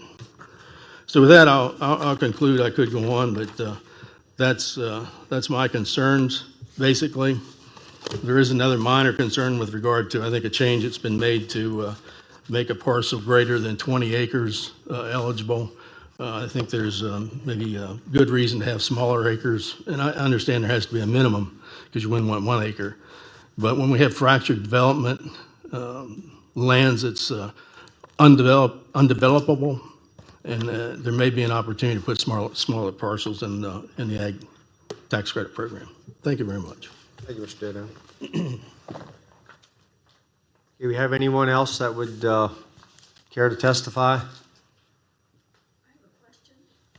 Okay, would you just come forward and present us with your name and address, please?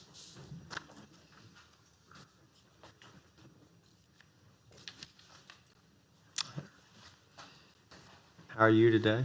Fine, thank you. Good. I'm Beverly Shriver. I live on a farm at 6834 Dam Number 4 Road. This particular farm I've lived on for over 40 years, and it is currently in a trust. The question that I pose is, when the paperwork starts coming through, who ends up having to sign that paperwork? As operator of the farm, I make a lot of the day-to-day decisions. I sign a lot of the paperwork, but the trust wants to know, in order to be properly legal, does the trust have to sign this paperwork, or do I sign this paperwork, or does it matter if either one of us signs it? Kirk, I think I know, but probably you could answer that best. In a case of a trust, it would be just who is designated as a signatory, correct? Or? Yeah, I think it would be the operating trustee. The trustee, okay, thank you. That answers my question. Thank you very much. Thank you. Thank you, ma'am. I could have never answered that for you. Okay, we have anyone else here today that would care to testify?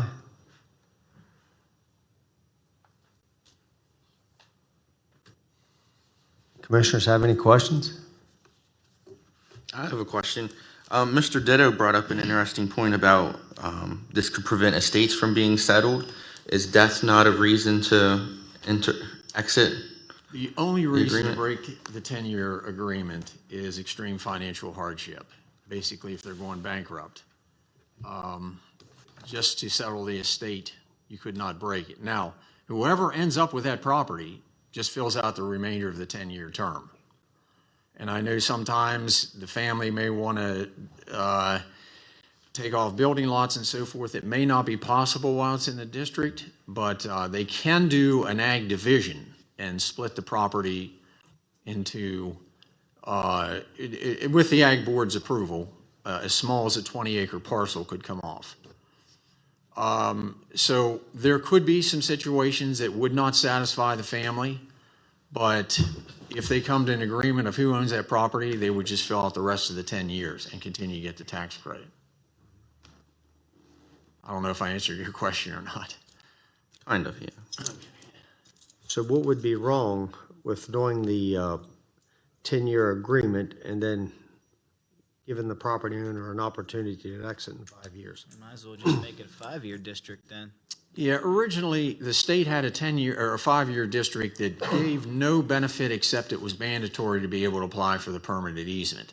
So the county felt like to give a property tax credit, to give out tax dollars, and the commissioners concurred with that, they wanted the 10-year commitment to be giving out tax dollars.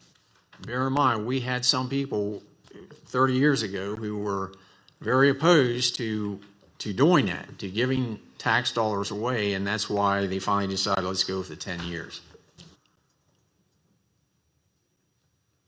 But if you choose to go 5 years, then we can easily do that.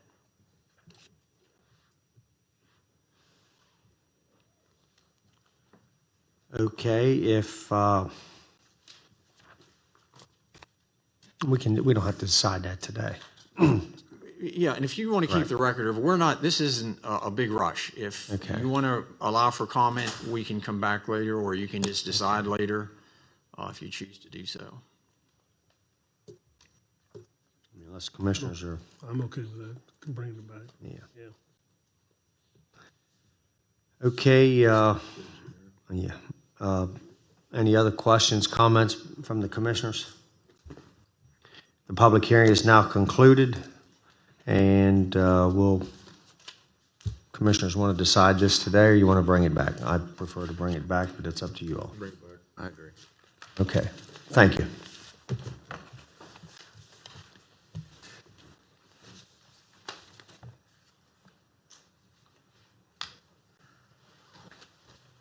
Okay, Creighton Boulevard extended. Going back to,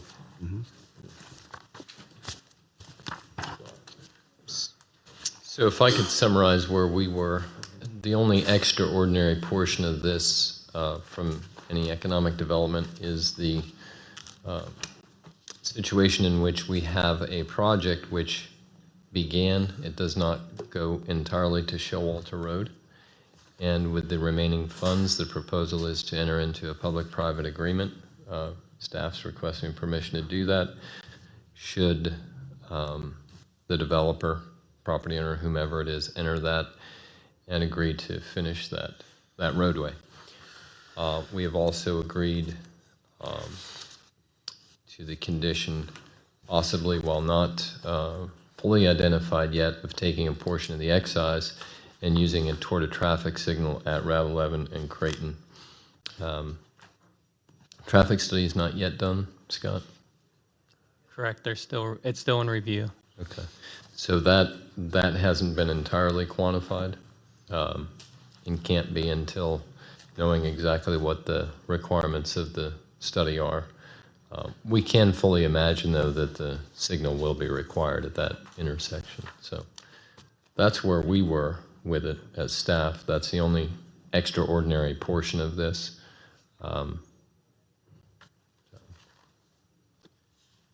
Okay, so I guess back to Commissioner Myers. He wanted some information. So I guess we have to decide. I'm looking at Mr. Divalbliss is in the crowd. I mean, I don't know where we are at with the project itself and how this all pertains. Is it something you can bring to us now, or? Sure. I mean, I'm happy to. I try not to take too much time. I think I can briefly summarize it. The only outstanding request from Trammell Crow is akin to what Administrator Slocum just described with regard to the Route 11 Showalter signal, and that would be that a portion of the excise tax from the Trammell Crow project, projected to be $1.2 million, a portion of that up to $500,000 be earmarked for the extension of Perini Avenue to Creighton Boulevard. With the contribution anticipated from the Creighton Boulevard budget to the public-private partnership, the contribution of the excise tax to the Showalter Route 11 signal, and that additional earmark of up to $500,000 to extend Perini. And Trammell Crow is pleased, and hopefully we'll proceed with the project. Yeah, and for clarification for the board, that's where I believe Mr. Divalbliss and I differentiate. And we had discussions last Thursday, and it did not include Perini Boulevard. It's fully up to the commissioners to approve going with Perini Boulevard as well, but we did not have that in our discussions. And that's worth $650? So well, let me clarify. So the request would be earmark up to $500,000 of the excise tax for the Perini Avenue extension, right? The balance of the excise tax, we're assuming, is going to be in the neighborhood of $600 to $650, subtracting what's projected for Perini Avenue as well as the contribution to the Route 11 Showalter signal. There still would be a check, $600,000 to $650,000, paid by Trammell Crow as a condition of the building permit, standard protocol for excise tax. So the up to $500,000 is less than 50% of the overall liability. Okay, so if we don't negotiate something from where Mr. Slocum is at versus what Trammell Crow wants, and Trammell Crow walks, we have nothing. Correct? We have nothing now, and go ahead. So we're getting the money. It's just that what they're asking for, I guess, is designating a portion of the 1.2 towards that. Perini Avenue. And that completes the project. That completes Creighton Boulevard and the tying in and everything concerned, or all the concerns. It takes care of it all. Correct. Which then brings us Trammell Crow, and it also then opens up the opportunity for other. That has nothing to do with the motion today. I understand that. I'm just getting the full picture and basis on what we're doing here. That's all I'm saying, Terry. From staff perspective, the reason we did not move forward with Perini Avenue is because it is not required by the APFO. It is largely for private development. Perini Avenue is not required for this, as indicated by the study thus far. That is a dynamic that could change, but it doesn't appear to be the case. I don't believe the consultant put Perini Avenue as a connector. So that's why we haven't taken that step. Perini Avenue seemed like private development, and that's where we were. But again, it's fully up to the commissioners to decide. So going through, and Perini is the little ear that comes down towards the truck stop. Yes. Which is nothing that at all would be needed for Trammell Crow. Well, to go back to the sort of the evolution real quick of the Trammell Crow project, when that project first came in, was presented to the planning department, Perini Avenue was the primary means by which the project would access Showalter. At staff's direction, Creighton Boulevard extended to Showalter, entered into the equation. So this last ask is basically to bridge the gap between what Trammell Crow had initially proposed and what the staff has requested. That way, both roads get constructed, the whole network is done with a simple earmark of less than half of the excise tax. But Perini Avenue extension to Creighton was the preferred route for this project to get to Showalter, closest to interstate past the Loves. That's how Perini Avenue and Creighton Boulevard entered into the entire conversation. But I guess my question, and we'll leave it there because it has nothing to do with this, is the fact that if Trammell Crow not needing Perini Boulevard does not have to be, maybe it's in their eyes, but it does not have to be, but maybe it's only in the interest of the developer to complete versus them coming or not coming. Well, that was a very lawyerly question. Can you say that again? That was a very low. If Trammell Crow is their position that they will not come based on Perini Boulevard?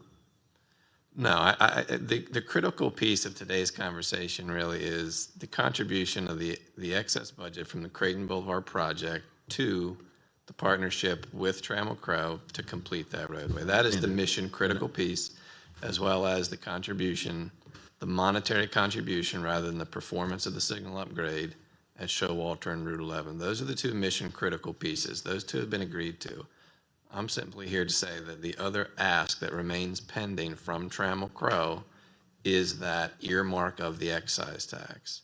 Do I believe it's mission critical to the project? No. I simply ask for due consideration because they do see that for their project as the ideal scenario. It was the original path to serve the project, and before abandoning that preferred route, we ask for the commissioner's consideration to use the Yeah, but we're putting a lot into Creighton. We're putting a lot into Creighton. Sure. Yes, our goal always has been to extend Creighton northerly, and this is where Perini Avenue comes in with the private development. And one of their first site plans showed that connection prior to the extension all the way north to Showalter. So we are working through that. I got the answer I wanted, so let's move on this. I'm finished. What was the answer? No, I'm just The answer is that if Trammell Crow wants to come to Washington County, and I think we've accommodated all their needs and asks when it comes to signals and extending Creighton and applying the money that, appropriately. And without eliminating roundabouts. Yeah, including I think we've done that, except for now there's an ask for the Perini portion.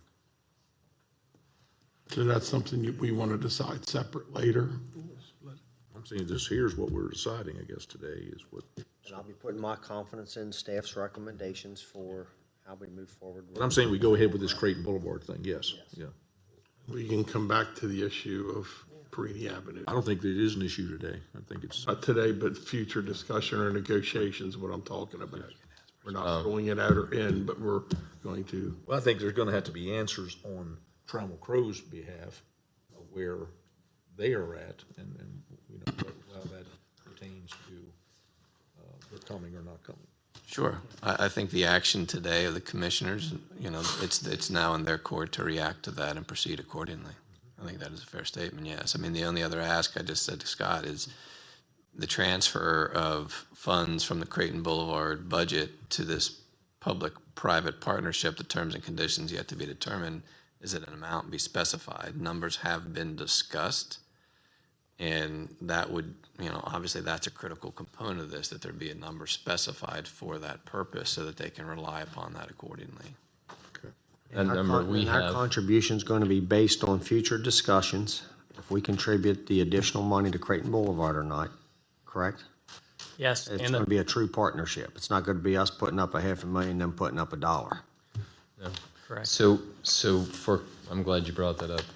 For clarification on the dollar value, we had originally started at 750,000, which would be a half and half. We did eliminate the roundabout, which means that the county's portion is now more than half. But both the property owner and Perini and Mr. Divalbus did accurately share with us that there are improvements needed to Showalter for XL, decel lanes and so forth. So we increased that dollar value to $900,000, to meet them in the middle yet again on that development. So the dollar value we're talking about is $900,000 here. That's been the discussion to date. What's the estimated cost for Trammell to locate in Washington County, the building and an investment? $65 million capital 65 investment.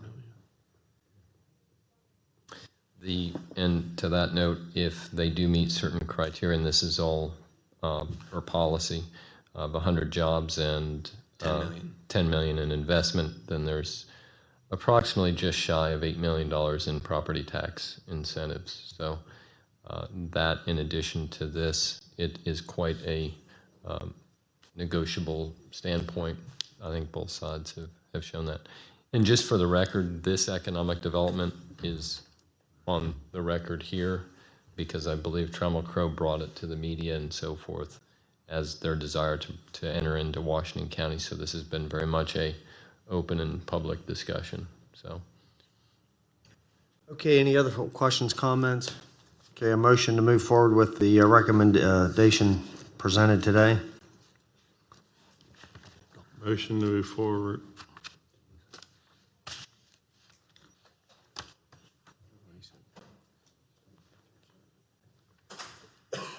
I'm sorry to clarify, is there a dollar amount of the budget? That was $900,000. 900. Yes. That's part of it. Yes. Motion. Move forward. Man, that was fast, Commissioner. Been listening all right for this. I have a motion. Second. Motion is second. Any further discussion? All those in favor signify by saying aye. Aye. Aye. Opposed? 5-0. Thank you. Thank you, Mr. Hobbs. Thank you. That was a quick 5 minutes. Okay, intergovernmental cooperative purchase, personal protective equipment for Division of Emergency Services, Mr. Curry and Mr. Hart. How are you two today? Good morning. Good morning.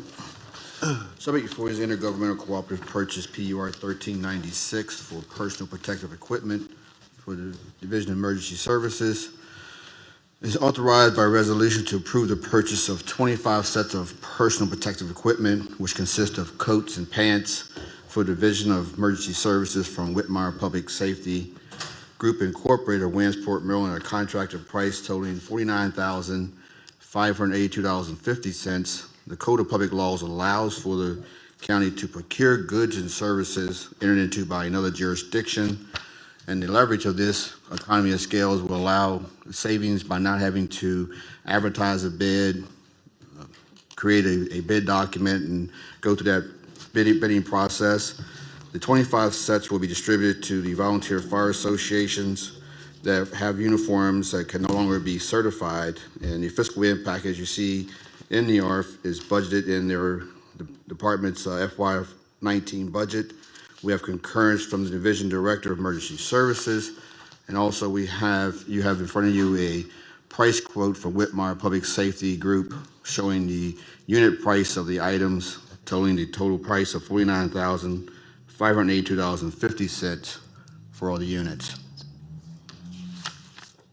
Okay, any questions, comments, Commissioners? If none, motion to move forward. So moved. Second. Yeah, motion is second. Any further discussion?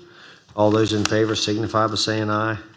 Aye. Opposed? 5-0. Thank you. Thank you.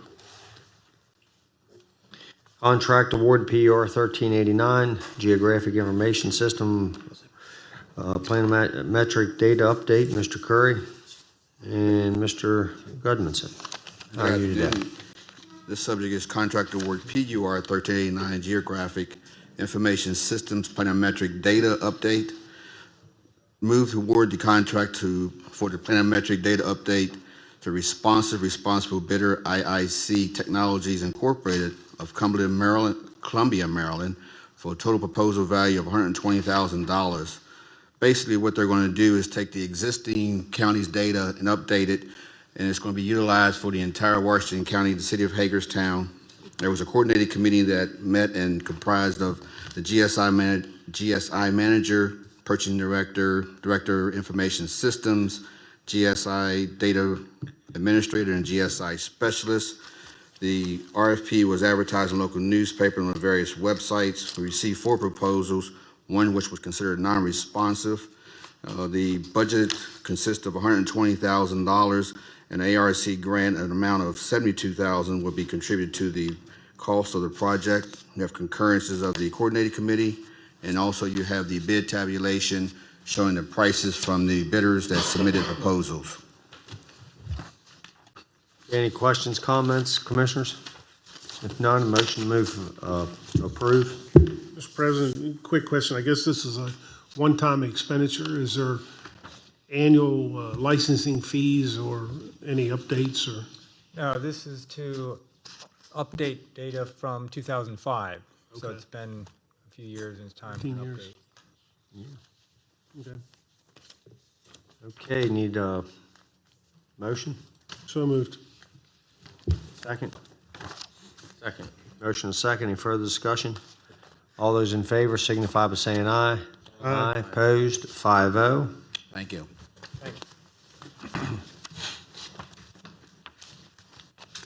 Scope of work price proposal for approval for Hagerstown Regional Airport runway 927 rehabilitation and pavement management plan and terminal expansion. Mr. Ridenhour. Good afternoon. It is afternoon. I'm here this morning to, this afternoon to seek a motion to approve the scope of work and price proposal for for design and bid phase services from Airport Design Consultants Incorporated for a runway 927 rehabilitation and pavement management plan in the amount of $568,100 and the terminal expansion plan in the amount of $429,551. Runway 927 was completed in 2007 and is now in need of a mill and overlay. There's not a lot of structural issues with the runway. We want to get it milled and overlaid before there are. Included in that is the 7,000-foot mill and overlay, new state-of-the-art lighting. There'll also be pavement grooving and new markings put down along with associated lighting and markings or signs and so forth. The design process will also include alternatives for a relocation of two existing taxiways to misalign them with aprons to the runway. And also ADCI will develop a pavement management plan which will help them in their decision and design on the rehabilitation of the runway and the taxiways. The terminal design project, I could let Commissioner Barr speak on behalf of me in that case. It includes about a 3,500 square foot expansion of our existing passenger hold room. We'll go from accommodating about 150 passengers to accommodating approximately 280 passengers. Along with that, we include to upgrade our HVAC, include state-of-the-art lighting, and just general do a facelift of the inside of the terminal. We also plan to include a jet bridge, which would lead passengers from the rear of the terminal directly to the aircraft without walking out into the elements. ADCI as our on-call engineer is required by the FAA. They have gone through the selective process to become our engineer and have been approved by you folks to do so. This project, I have a grant waiting on it right now. We have the grant offer, and it is in the amount of $897,000, $886,000 from the FAA, $49,882 from Maryland Aviation Administration, and $49,883 from the county. We do have money in our CIP for both of these projects, and I would appreciate your acceptance of the proposals today. Questions, comments? So Phil, when you say we have a grant offer already, sometimes we have to wait for FAA reimbursements, but this time we don't? No, usually what happens is we submit a scope of work and a price proposal to the FAA. They approve it. They tell us it's eligible. And then when the grants become available, then they give us the notification. And in this case, we've got the notification the same day that I did the ARF to submit this. So sometimes they come before, sometimes they come after. It's just a timing thing from the FAA standpoint. But I have the money waiting from the FAA at this point. My pleasure to make the motion for several reasons, as Phil alluded to.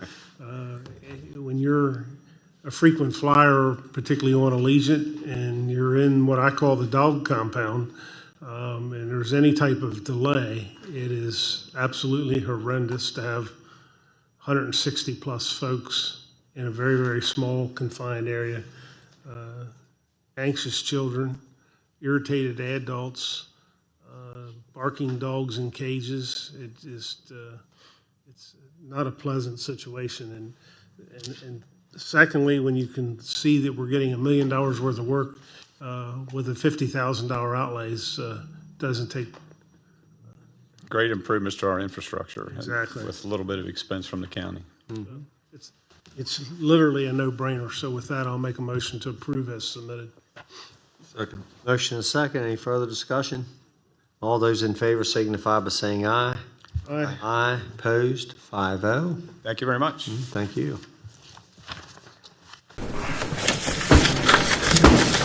Okay, I'd like to turn the last remaining item on our agenda today over to Administrator Slocum. First, Commissioners, you won't be in next week, so we wanted to address in the concession we wanted to address positions that will be filled. That is in the 3 solid waste environmental with Mr. Matthew McCauley. Perhaps we are missing one name. We can get back to Ms. Payton. The accounts payable technician in budget finance with Ms. Sue Briggs.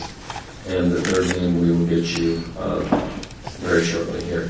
In the meantime, I'd like to ask the Commissioner's approval, present a request to approve funds for JGBLI in the amount of $19,300 to travel to Korea to secure a contract on the sale of 528 acres at Cascade, and that is minus the Fort Ritchie Community Center, which would remain held by either the county or the appropriate organization, and more so forth. Okay, we need to put that in the form of a motion, so if someone would like to make that a motion. So moved. Second. Okay, we have a motion and a second for that motion. Any further discussion? This is to approve a potential sale to have a contract, correct? Sir, for a contract in a very short order of time. Not a memorandum of understanding, but a contract. No, sir. This is for a contract, and JGBLI is here. I'd like to hear them affirm that as well. Absolutely. Contract. And we are seeking that third name before we go into exit. Yeah, we did. We made a motion. On the record as well. Okay. Okay, we have a motion and a second on the floor. Any further discussion? All those in favor signify by saying aye. Aye. Aye. Opposed? 5-0. Thank you very much, and best of luck. Yeah. Safe travels. Yes. So, okay, anything else to add to today's agenda? Yes, sir. This name. The third name, I want to verify here, so please bear with me for Okay. For that. Any of the All we have is time.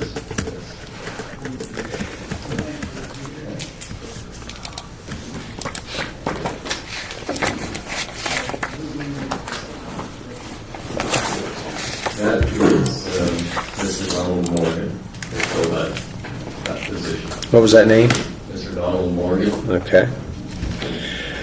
Okay, anything else to add to today's meeting? If none, motion to adjourn. So moved. Motion and second. Any further discussion? All those in favor signify by saying aye. Aye. Opposed? 5-0. Thank you all for a good day.